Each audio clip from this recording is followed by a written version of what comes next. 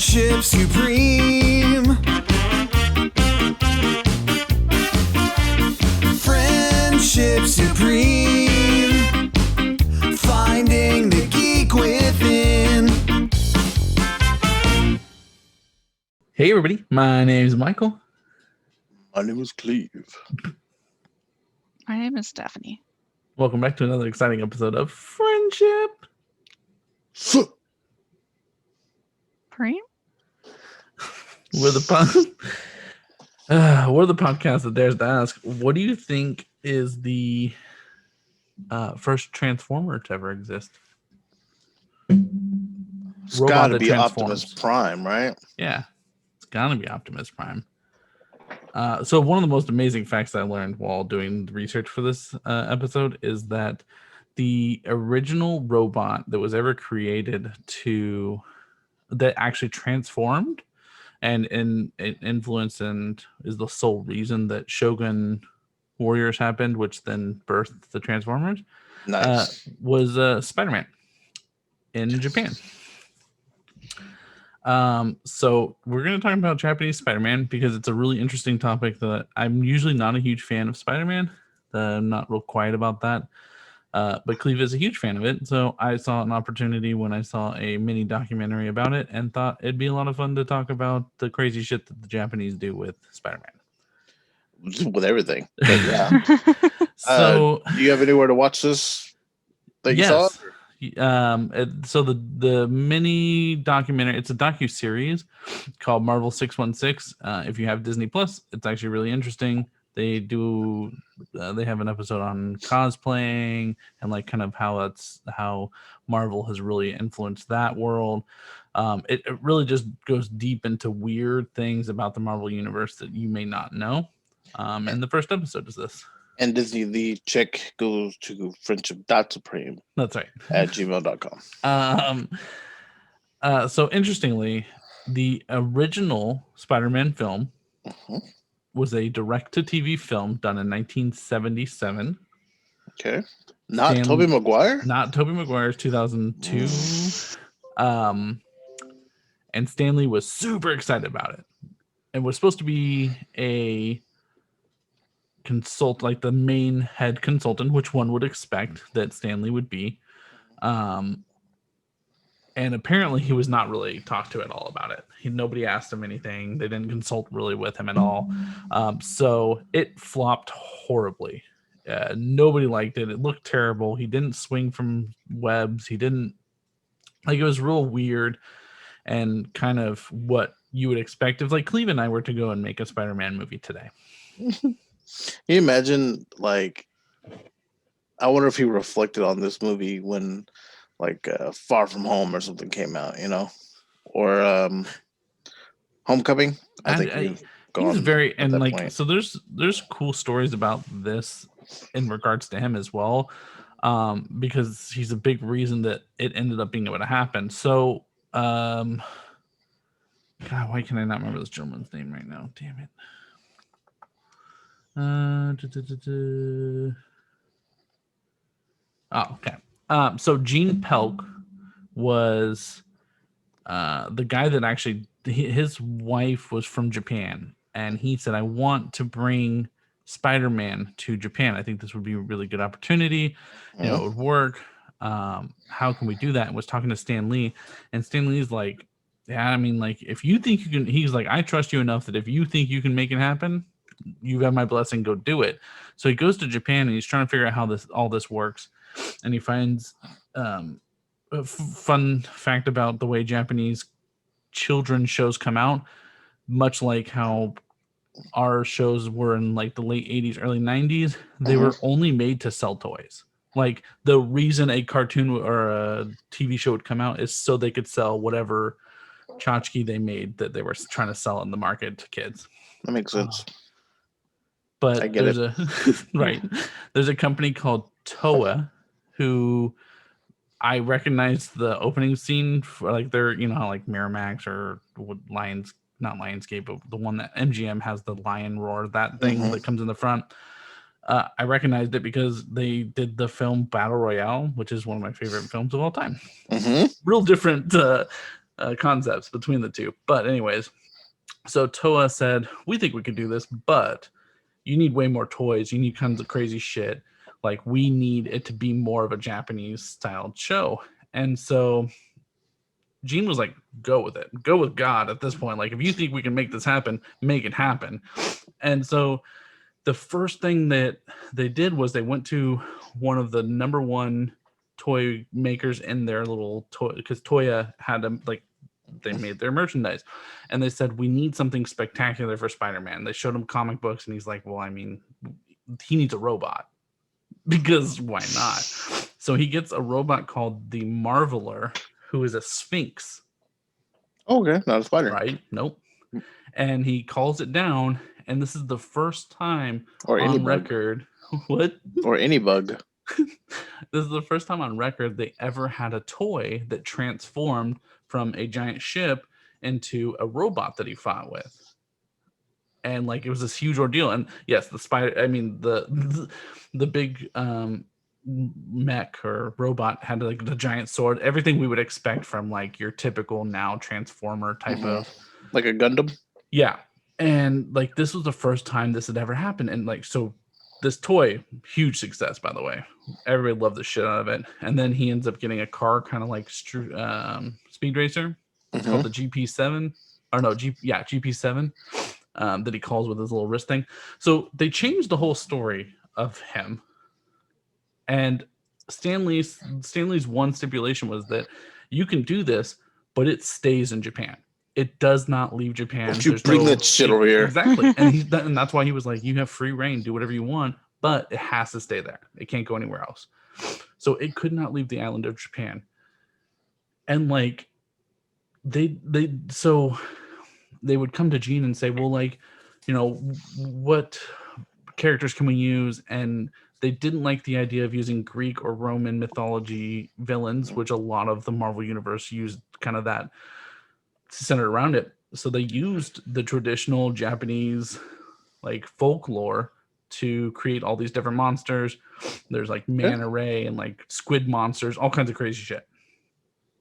It genuinely looked like Power Rangers, or what Power Rangers ends up becoming, or the Sentai genre. And so the story behind it is that this Garia from the spider planet comes and finds the main character, and he's hurt and he's dying, and the only way to get him to be able to live is to inject his spider blood into the main character. Right. So he gives him this bracelet that injects him, and then suddenly he is Spider-Man.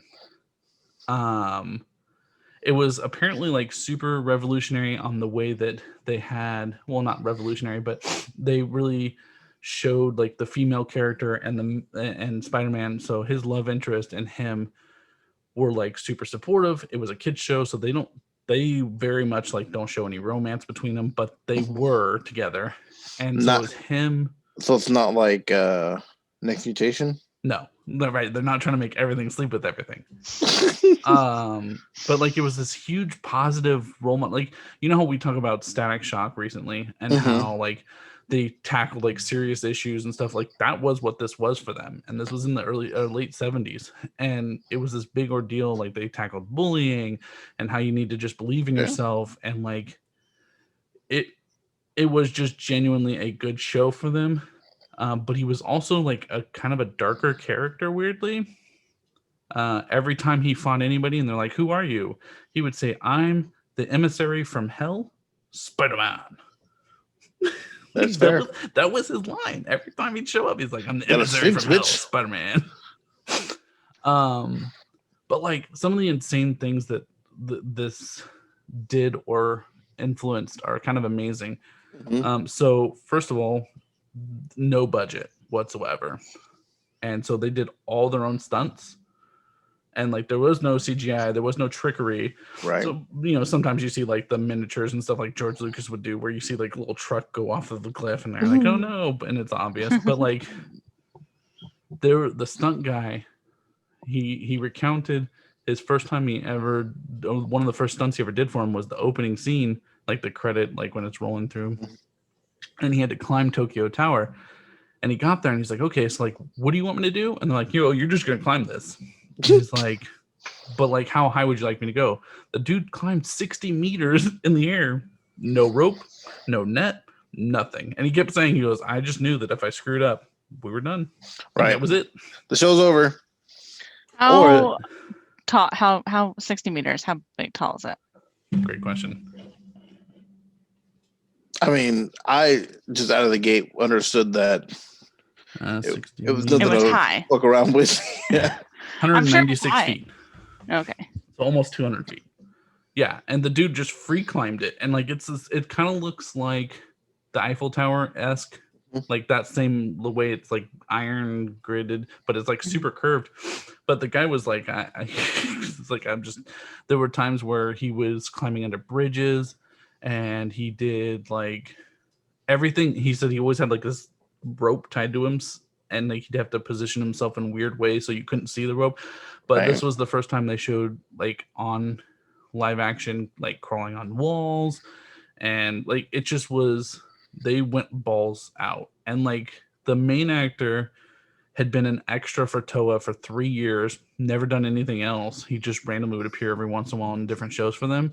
And then they came up to him like, you're perfect, we want you, main actor. And like he is the most humbling human being I've ever seen. Like I imagine. he's just so super happy and like proud. He talks about it to this day. There was a scene, he said, so in Japan, they're not allowed to deviate. You know how we kind of like applaud people for ad-libbing lines and stuff, and we're like, oh, that was, this actor just thought of that on the spot. They're not allowed Yeah. to do that. Like Like sometimes writers will just be like, whatever this person decides they Right. want to say. yeah, no, That's where you get the gold. in Japan, they're like, we wrote what you do it now. And so like that was how it was. And the one time he was ever allowed to ad-lib was when his father in the show had died. And he said that 2 years before he had gotten the role, his father had passed away.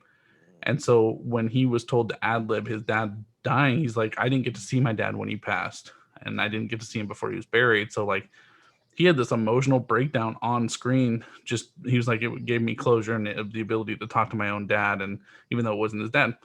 Right.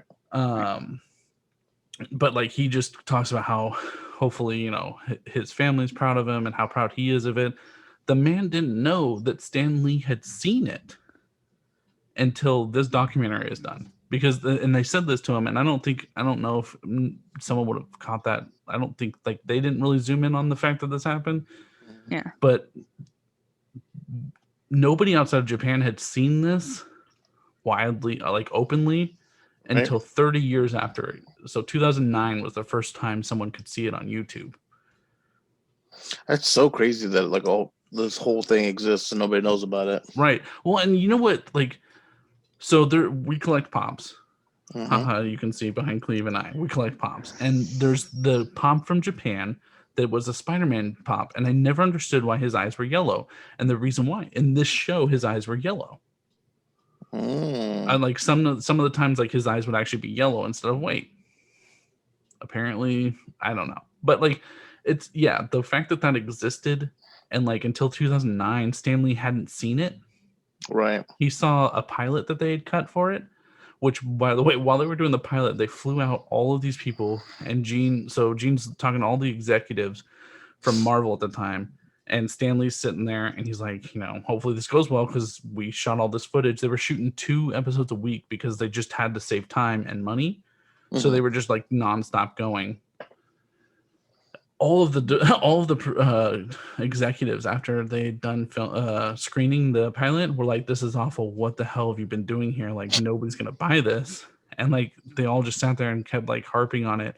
And after like 5 minutes of harping on it, Stan Lee stands up and just starts applauding. And he's like, this is great. He goes, this is like, this is a comic book on screen. Like, this is what I want. This is crazy. And that works. And all of a sudden, all the executives were like, yeah, no, this is a great idea. So it was, like everything was kind of batting against it actually happening. Like his Rudy moment. Right. But like,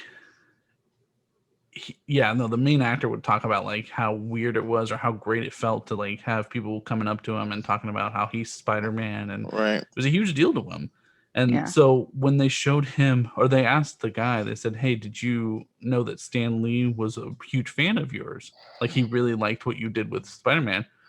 And like you could just see him kind of like, "No, nobody ever told me that." He goes, "That's amazing. Thank you." Like the man now I'll just go die happy now. Right. He's still apparently an actor and still does things, but yeah. So the things that this How old is this man now? he looked to be like 40 or 50.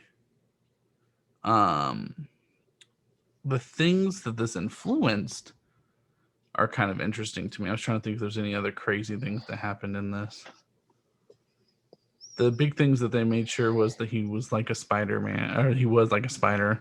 Mhm. They don't call people like Spider-Man isn't a thing, so they were all very confused by that. Right.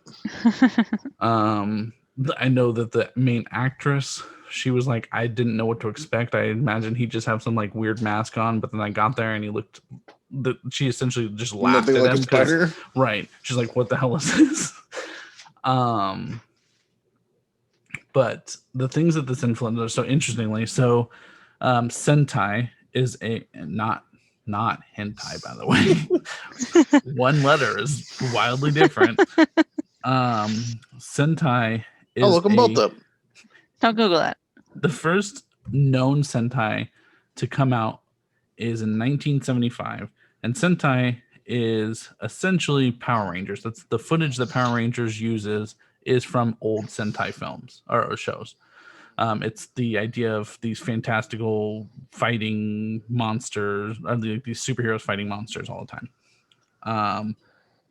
But it didn't become big until after this. So after the Spider-Man came out in Japan, and everybody saw how wildly successful it was, every single kid show became a Sentai. Like there was one or two here and there, and I think it was like the Hyper 5, Hyper J, something like that. I don't remember, but that was like the first one.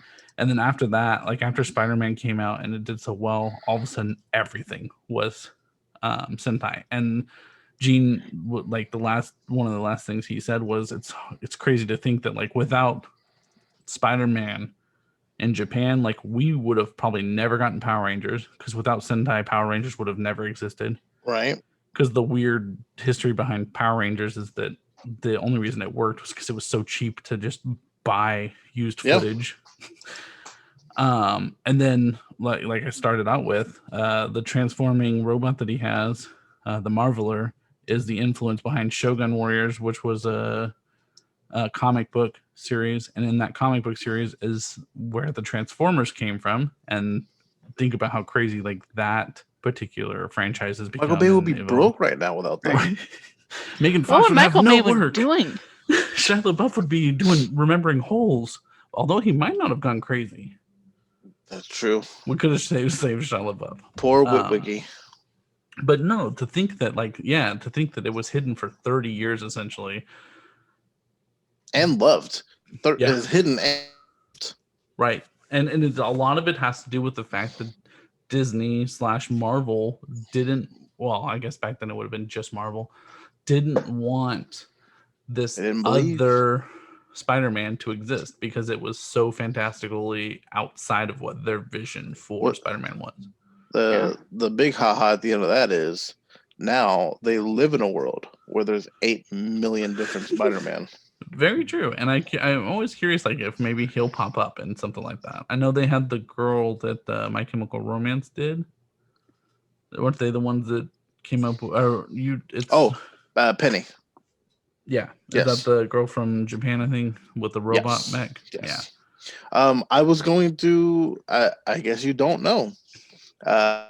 Article that came out for 2019. Japanese Spider-Man confirmed for Spider-Man Into the Spider-Verse sequel. Nice. So he's made it, baby. How cool. Like, I don't know. Like, it just was one of those things that, again, we allowed some other country to just go wild with it, and how well it did. And I don't even think wild, just like creatively. Like, yeah, it's just what worked for them. You have no box, go nuts. And I'm excited. Sorry. I'm excited that he's like here to see it. Yeah. Yeah. Yeah. that you have questions, I probably it's an hour long. It's not that long, but yeah. Do you know any of the lessons learned in the episodes? The Like, bullying was a big one. There was one where they talked about homelessness. He often talked about how like they didn't necessarily talk about suicide, but they talked about this kid that got really down on himself because he couldn't help because he always felt like he was too weak, mhm. and like it was a big thing that Spider-Man like helped him climb up a tree and like just showed him like you can have help from friends and stuff like that and get by with that. Okay. Bullying, I think I already said bullying, Yeah. but those were the ones they really talked about. That sounds interesting. On name unannounced plus. They don't give me money. They're not getting yeah, that's fair. It's I was trying to remember what the guy's name was in the I was gonna say, I'm assuming he wasn't Peter Parker. no, Takua Yamashiro. Just simple. Yeah. I didn't even go with the double, like Yeah. Peter Did not. Parker is the. Unfortunately, they did not. Marvel does love their fucking whatever that's called. I Yeah. can't think of. It's got a name to it, but I can't think of the name for it at all. J. Jonah Jameson, Dum Dum Dugan, Hmm. Reed Richards, Sue Storm. I will say that it was so 78 to 79 is when it one season, 42 episodes, I believe. And 42 episodes in one season? Yeah, and That's a long season. the main actor to this day can word for word tell you the last line in the entire film, and like he still gave it with the same amount of gumption that he had when he originally delivered it. And it was fantastic. Is okay. So let me ask you this: is because I've not thought to look. Is the show on Disney Plus? It is not. I don't think they own the rights to it in that aspect. It's on YouTube. Well, they have so many other Spider-Man cartoons. That's why I find it odd. Because but they are Disney produced. Maybe that's why. That's what it is. They just don't want to fucking pay for it. Yeah. Hate them. Cheapskates. Oh, I'm sorry. I think they don't technically own it, so they'd probably have to pay for it. I forgot that it has a different name when it changes shape. It's the Marveler when it's flying around as a giant ship. When it lands, it is the Leopardon. Do we know what that means? No, like a leopard. Oh. And like a Megadon. Gotcha. I wonder if there's some sort of contract that doesn't let them like be on an actual streaming service in America. But if it's going to be in the movie, then it's come to America.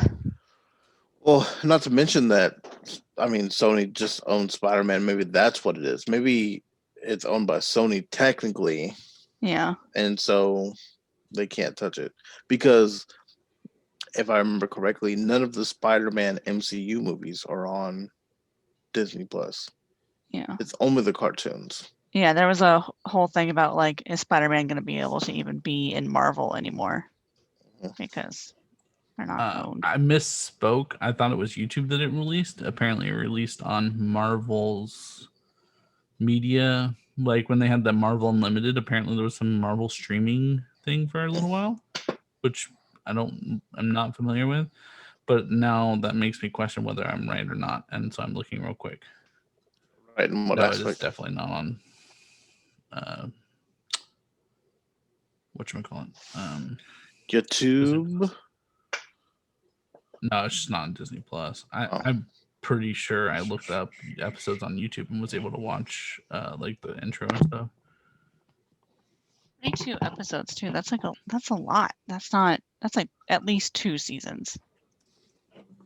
Well, I mean, like Power Rangers were coming out with a new episode every week for quite some time. Yeah, I guess back then seasons were a lot much longer. Now we've got like 10 episodes in a season. Right.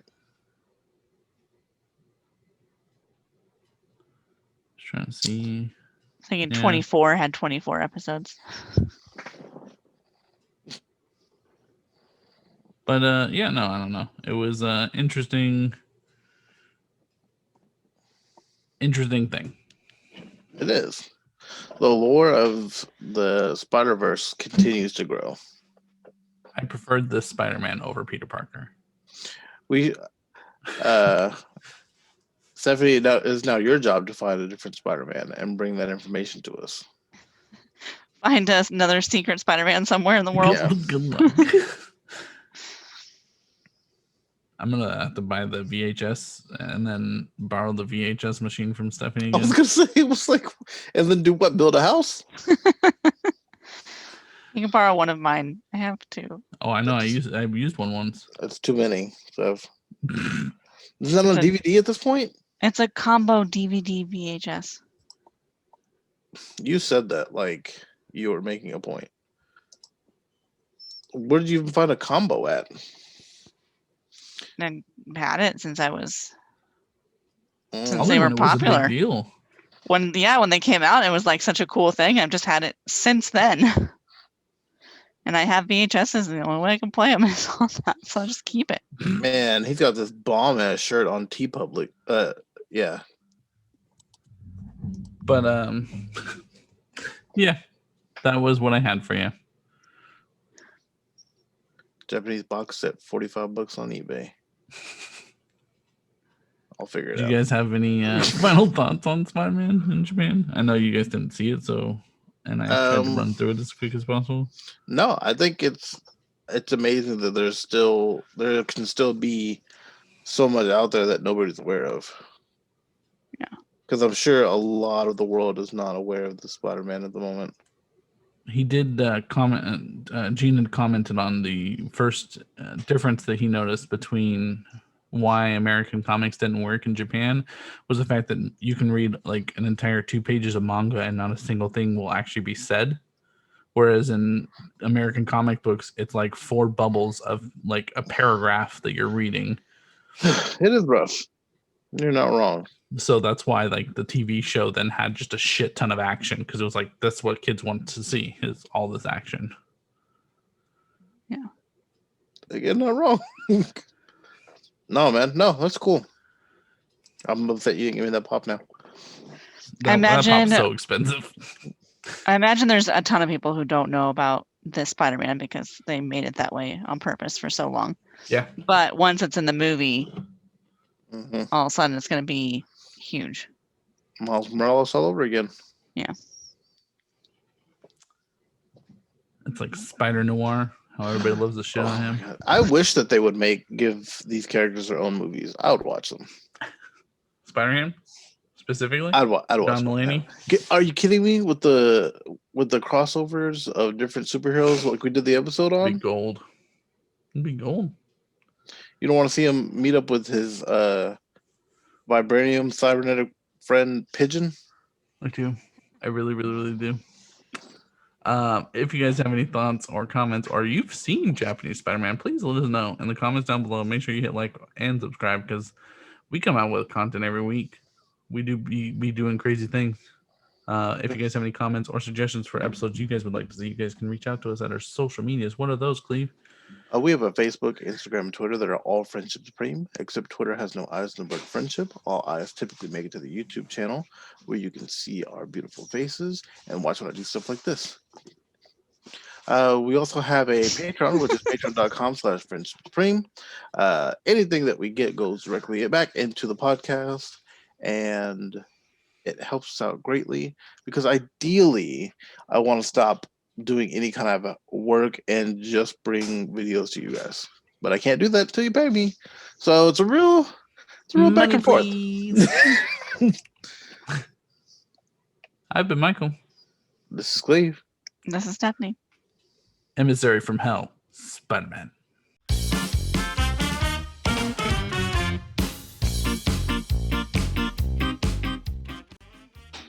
Because why would you introduce yourself as that? Because I want you to know you're about to get fucked up.